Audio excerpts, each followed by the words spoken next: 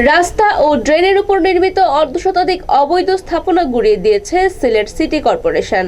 সোমবার সকাল ৯টা থেকে দিনভর দক্ষিণ সুরমার গোটাটিকর থেকে কুশিঘাট পর্যন্ত এলাকায় এই উচ্ছেদ অভিযান চালানো হয়।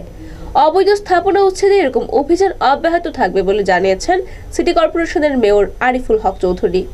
সিটি কর্পোরেশন সূত্র জানায়, সিলেট জকিগঞ্জ সড়কের দক্ষিণ সুরমা অংশে রাস্তা প্রশস্তকরণ ও নতুন করে ড্রেন নির্মাণ কাজ করছে সিটি কর্পোরেশন। ইতোমধ্যে কিছু অংশে ড্রেন নির্মাণের কাজও শেষ হয়েছে। নতুন নির্মিত ড্রেনের উপর অনেকে অবৈধভাবে স্থাপনা নির্মাণ করেছেন, আবার অনেকে আগে থেকেই সড়ক ও ড্রেনের জায়গায় স্থাপনা নির্মাণ করে ব্যবসা চালিয়ে আসছিলেন। সিটি কর্পোরেশনের পক্ষ থেকে বারবার সতর্ক করার পরও তারা স্বেচ্ছায় স্থাপনা সরিয়ে নেননি।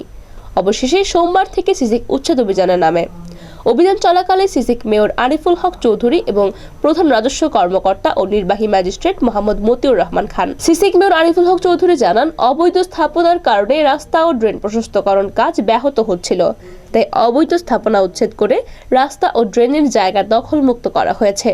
নগরীর রাস্তাঘাট ও ড্রেনের জায়গা দখল করে যারা স্থাপনা নির্মাণ করেছেন সবগুলোই পর্যায়ক্রমে উচ্ছেদ করা হবে।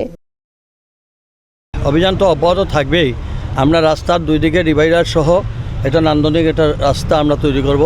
এটা একটা বিভাগীয় শহরের বিভাগীয় কমিশনার, ডিআইজি, বিভিন্ন বিভাগীয় অফিসগুলো এখানে সামনে আছে। প্লাস দক্ষিণ সুরমা এবং বিয়ানীবাজার, জকিগঞ্জ এই লাইন থেকে এই রাস্তার কাজে এই রাস্তাটাকে আমরা শহরে ঢোকার সময় মানুষ যেন বুঝে এটা নগরের ভিতরে ঢুকছে।